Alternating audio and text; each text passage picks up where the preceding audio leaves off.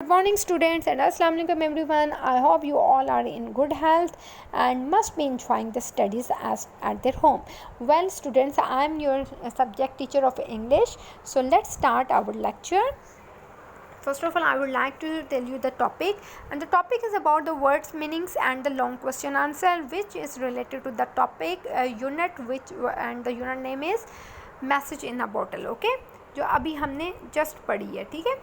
Message in a bottle is about the story. Like जो story है वो किसके बारे में है, ज़रा थोड़ा सा अपने माइंड को एक्टिव करें और ज़रा बताएं कि who is going to guess that the story was about what.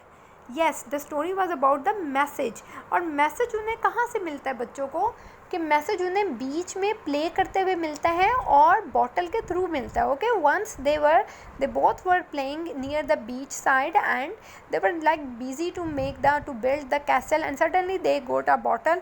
और जो बॉटल थी वो जो टाइटली बंद थी. फिर जो वो लड़की ने, उस बच्ची ने जब वो बॉटल की कैप खोली, they found something written in the page. When they take out the page from the bottle, then they found that there was some writing on the page. तो वो boy जो था, the boy was a bit surprised. या इनके पास थोड़ा surprise हो गया, because वो कभी स्कूल तो गए ही नहीं थे, उन्हें लिखना पढ़ना नहीं आता था. सो दे बोथ बिकेम सैड. वो दोनों जो थे वो सैड हो गए, ठीक है. दे बोथ वर बिकेम सैड. उन्हें लिखना पढ़ना नहीं आता था.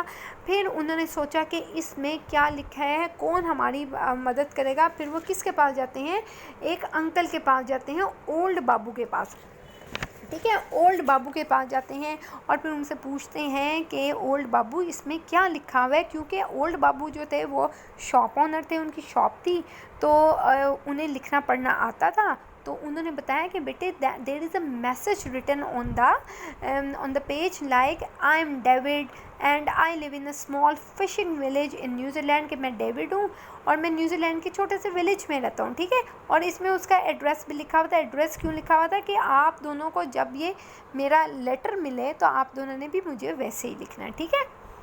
सो अब आपको इस पिक्चर से अंदाज़ा हो रहा होगा कि बच्चों को क्योंकि लिखना पढ़ना नहीं आता था, they don't know how to read and write, so they became sad. But old Babu who make them sure कि मैं आप लोगों को, I am here to help you out, मैं आप लोगों को सिखाऊंगा लिखते कैसे हैं, पढ़ते कैसे हैं.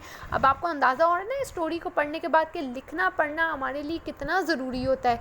अगर हमें नहीं, हम स्कूल जाएंगे, अगर हम नहीं लिखेंगे पढ़ेंगे, अगर हम नहीं पढ़ेंगे तो हमारे लिए कितनी मुश्किल हो जाएगी. We have to face so many troubles in our life, you know this. So that's why it's very mandatory to read and write. Okay, तो हमें दिल लगा के पढ़ना चाहिए. Okay, अब आपने देखा then they started to read. Why they started to read? Because they wanted to उन्होंने उसको मैसेज को उसका जवाब देना था. तो सिर्फ because they want to write him back to David, that's why they started to read and write. Okay, और सब किसने सिखाया था, ओल्ड बाबू ने सिखाया था, ठीक है. यानी कि there is no limit of age for the study. We can just if we are like actively in the mind, or if we have like अगर हमारे अंदर ऐसे इमोशंस हैं कि हम चाहते हैं कि हम कुछ बनना चाहते हैं, हमें बड़े होकर कुछ बनना है, तो फिर हमारे लिए लिखने पढ़ने के लिए कोई एज नहीं होती, कोई एज लिमिट नहीं होती. Whenever you want to study, आप कुछ भी कर सकते हैं, ठीक है. नथिंग इज़ इम्पॉसिबल, कुछ भी इम्पॉसिबल नहीं होता, ठीक है. ये स्टोरी पढ़ के हमें ये मैसेज मिलता है, राइट, कि हम कुछ भी कभी भी पढ़ सकते हैं और पढ़ाई हमारे लिए बहुत ज़रूरी है. Now let's see the some meanings here. So number one is chased. Chased meaning पीछा करना. Run after, pursue यानी कि किसी के पीछे जाना, और परस्यू करना, PURSU है, परस्यू यानी कि ताकुब करना, उनका पीछा करना. Number two is worries, WORRIES,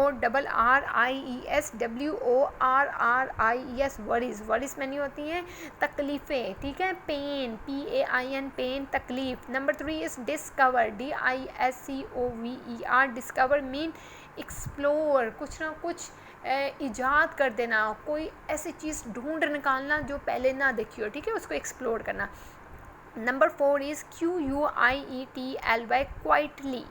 quietly means खामोशी से, and the meaning is silently, SILENTLY, silently, बड़ी खामोशी से सब कुछ करना, ठीक है।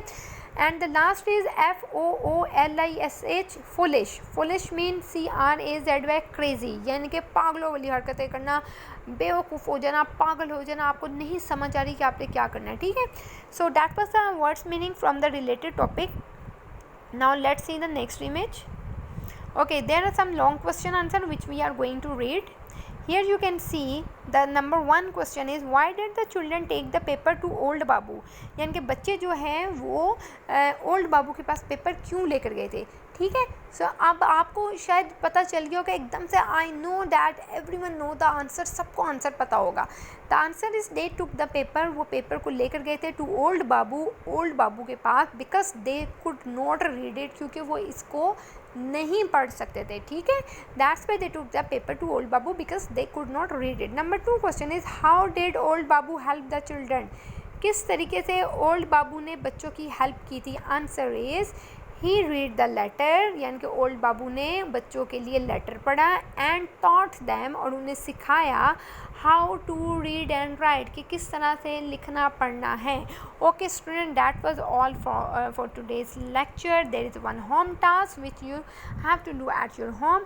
First of all you have to write down the words meaning and the sentence on your notebooks, and then there are some words I'm just going to show you, and you have to make sentences by your own, okay, on your notebooks. अपनी notebooks के ऊपर sentences बनाने खुद से, ठीक है.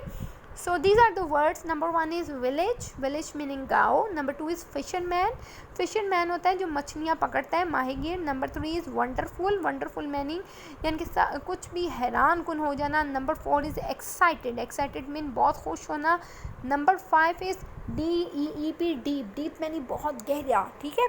So that was all about for today's lecture. I hope you enjoyed the lecture. Well student, the thing which I give you as a home task, you have to do it at your home with the help of your mama. By seeing the video, just take out your notebooks and start to write and start to make the sentences. Take care of yourself. Allah Hafiz.